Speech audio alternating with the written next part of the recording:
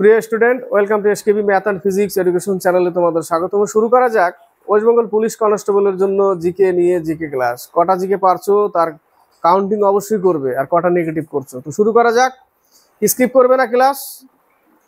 কটা জিকে পারছো, কটা পারছো না, কটা নেগেটিভ হচ্ছে অবশ্যই কমেন্ট বক্সে লিখে পাঠাবে যে এই কটার মধ্যে এত পেলাম। ঠিক আছে, তো শুরু করছি। এই জিকেগুলো কিন্তু পরীক্ষায় আসার মতো এবং খুবই ভেরি ভেরি ইম্পর্টেন্ট। তো শুরু করছি, প্রথম তিনটে জিকে স্কিপ করবে না, দেখতে থাকবে। প্রথম বাংলা সংবাদপত্রটি হলো, প্রথম বাংলা সংবাদপত্র, উত্তর কি হবে? আমরা তো জানি প্রথম ভারতের সংবাদপত্র হিকির গেজেট। হিকির গেজেট, জেমস অগাস্ট হিকি সংস্থাপক, হিকির গেজেট। কিন্তু এখানে কিন্তু বলেছে প্রথম বাংলা সংবাদপত্র, উত্তর হবে সমাচার দর্পণ। সমাচার দর্পণ, ডি নম্বর অ্যান্সার। ক্লিয়ার?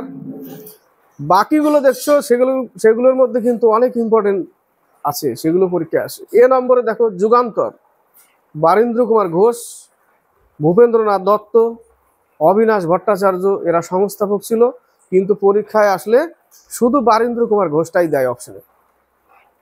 এবং প্রথম বিপ্লবী সংবাদপত্র যুগান্তর, বিপ্লবী সংবাদপত্র হচ্ছে যুগান্তর। ক্লিয়ার? কেশরী, এটা কিন্তু মারাঠি ভাষায় কেশরী দ্য মারাঠা বাল গঙ্গাধর তিলককে বলা হয়। কেশরী একটা পত্রিকা, সংস্থাপক বাল গঙ্গাধর তিলক, সেই জন্য বাল গঙ্গাধর তিলককে কেশরী দ্য মারাঠা বলে। সংবাদ প্রভাকর, সংস্থাপক হচ্ছে ঈশ্বরচন্দ্র গুপ্ত।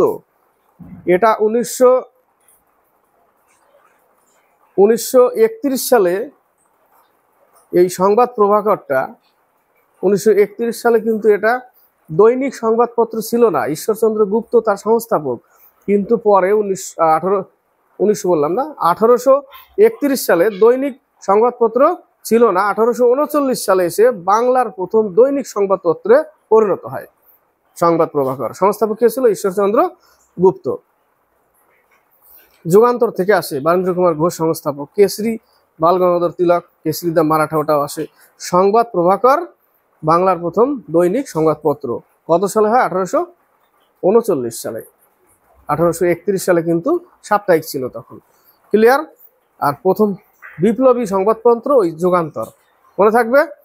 2 নম্বর, কোন দিনটিতে নো টোবাকো ডে অর্থাৎ তামাক বিরোধী দিবস? 31শে মে।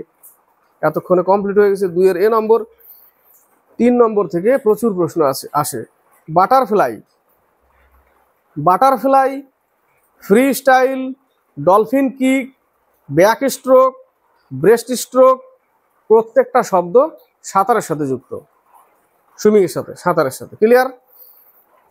বাকি এক আধটা বলছি যেগুলো খুবই ইম্পর্টেন্ট। বাকিগুলো kabaddi, anti raider, raider, lobby, কবাডির সাথে যুক্ত। বক্সিংয়ের সাথে হুক, পাঞ্চ, জ্যাব, জ্যাব শব্দটা আসে।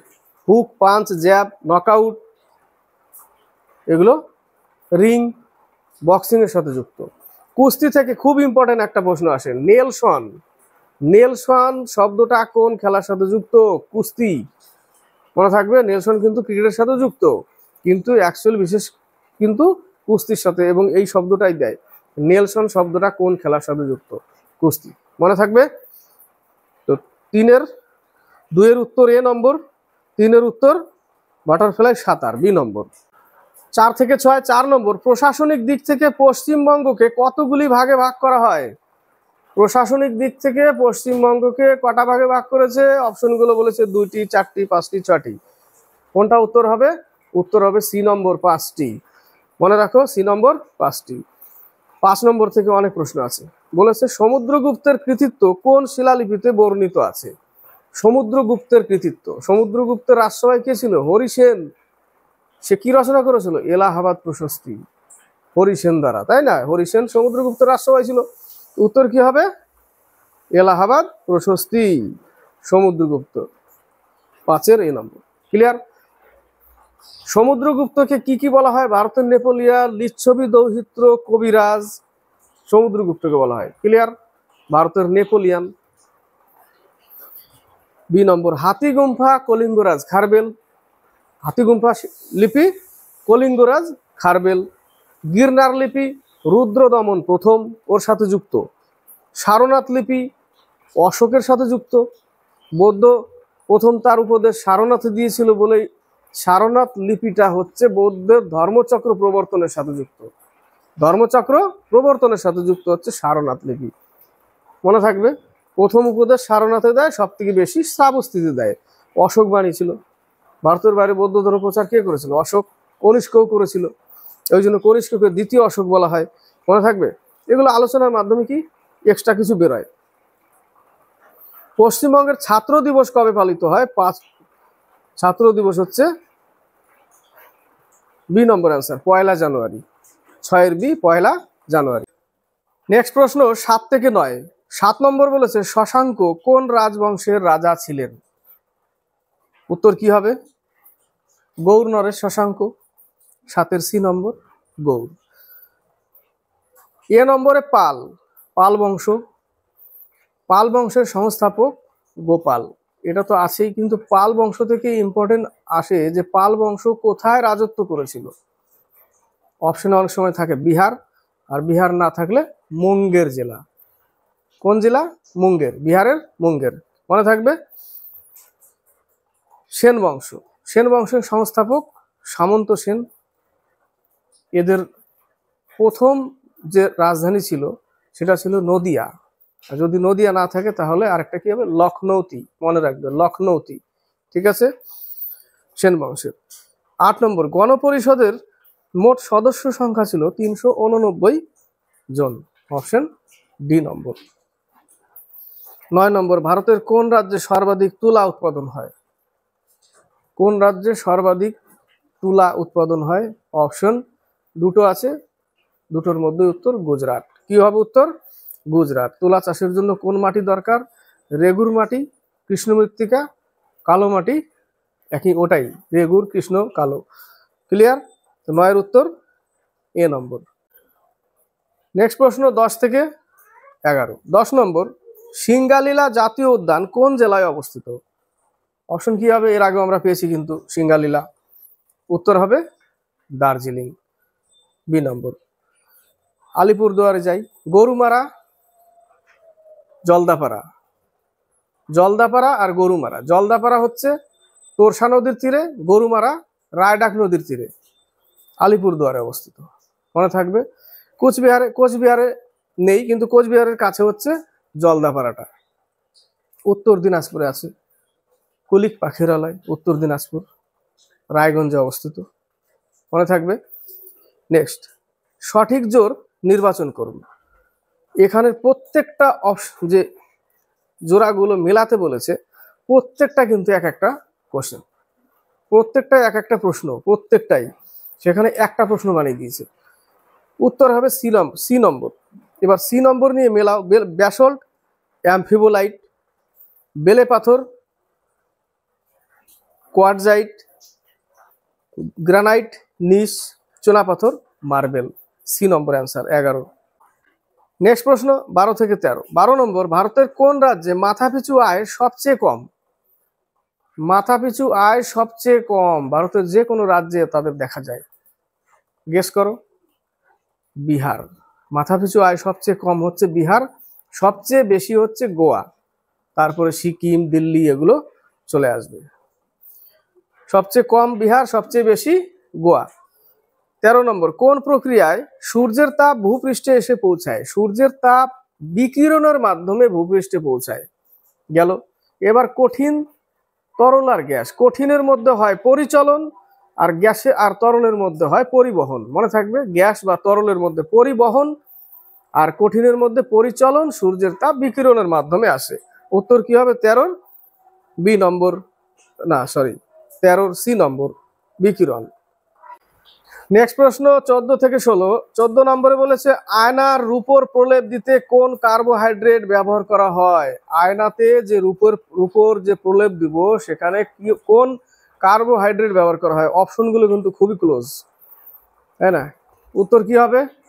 14-র উত্তর ডি নম্বর হবে, গ্লুকোজ হবে। উত্তর কি হবে? গ্লুকোজ, ডি নম্বর। নেক্সট 15 নম্বর বায়োগ্যাস এবং প্রাকৃতিক গ্যাসের প্রধান উপাদান হলো কোনটা? বায়োগ্যাস, প্রাকৃতিক গ্যাস, মিথেন। উত্তর কি হবে? মিথেন। CH4 methane.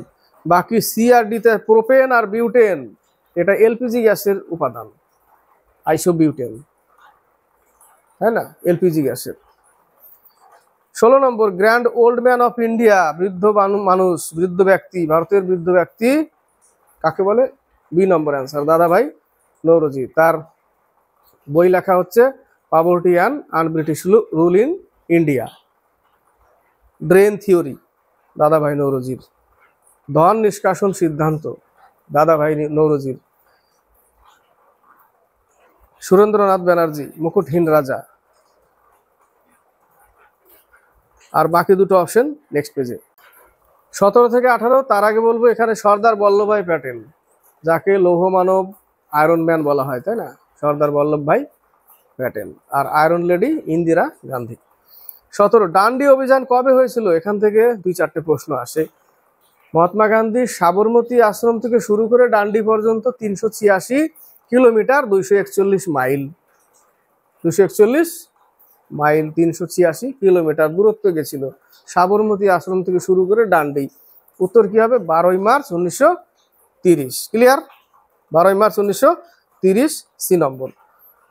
18, ভারতীয় সংবিধানে প্রস্তাবনার ধারণা কোন দেশের সংবিধান থেকে গৃহীত হয়েছে? প্রস্তাবনা, উত্তর কি হবে? প্রস্তাবনা নেওয়া হয়েছে আমেরিকা থেকে, এ নম্বর অ্যান্সার। ডি নম্বরে খুবই ইম্পর্টেন্ট, যেটা দক্ষিণ আফ্রিকার সংবিধান থেকে নেওয়া হয়েছে সংবিধান সংশোধন, দক্ষিণ আফ্রিকা। 18 এ নম্বর অ্যান্সার। 19 থেকে 21, 19 নম্বর বলেছে মুসলিম লীগ কবে প্রতিষ্ঠিত হয়? এখানেও 2-4টে প্রশ্ন আসে যে মুসলিম লীগ স্থাপনা কে করে?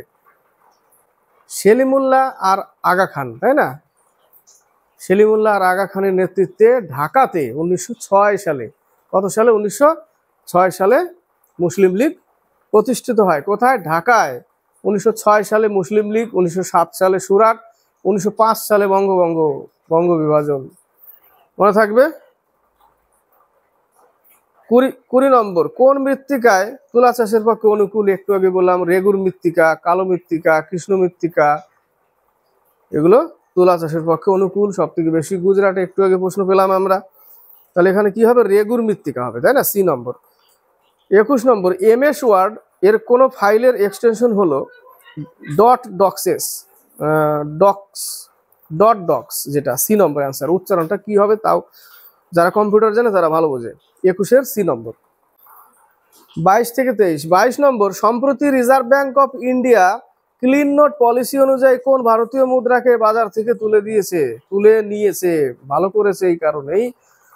উত্তর কি হবে? 2000 টাকার নোট। অত বড় জাল টাকা যদি হয়ে যায় তো ধ্বংস হয়ে যাবে দেশ, তাই না, তুলে নেওয়াই ভালো, অত বড় দেওয়া যাবে না, সেই জন্য 22-এর ডি নম্বর তুলে নিয়েছে 2000 টাকা। ক্লিয়ার?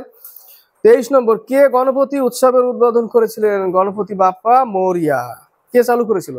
মহারাষ্ট্রে চালু করেছিল বাল গঙ্গাধর তিলক, তাই না, বাল গঙ্গাধর তিলক চালু করেছিল, বি নম্বর অ্যান্সার। 24 থেকে 25, 24 নম্বর প্রশ্নটা এর আগের দিন প্রশ্নটা বলেছে বর্তমানে ভারতীয় সংবিধানের কয়টি ধারা ও তফসিল রয়েছে? এই প্রশ্নটা ঘুরিয়ে বলা হয়েছিল যে মূল সংবিধানে কতগুলো ধারা আর কতগুলো তফসিল ছিল। মূল সংবিধানে কতটি ছিল? 395টা আর 8টা তফসিল। আর আমি এর উল্টো বলেছিলাম, এটা কোশ্চিনে ছিল না, 448টি 12টি তফসিল বলেছিলাম। তাহলে এটার উত্তর কি হবে? এটার উত্তর হবে সি নম্বর, 448টি ধারা আর 12টি তফসিল। আর মূল সংবিধানে 395টি 8টা তফসিল। ক্লিয়ার? 25 নম্বর, বঙ্গভঙ্গ আন্দোলনে রাখি বন্ধন কে চালু করেন? 1905 সালে। কার জনের সময় হয় বঙ্গভঙ্গ? 1905 সালে। রবীন্দ্রনাথ ঠাকুর এই রক্ষাবন্ধন, রাখি বন্ধন চালু করেছিল, ডি নম্বর, তাই না। উত্তর কমপ্লিট হলো 25টা জিকে।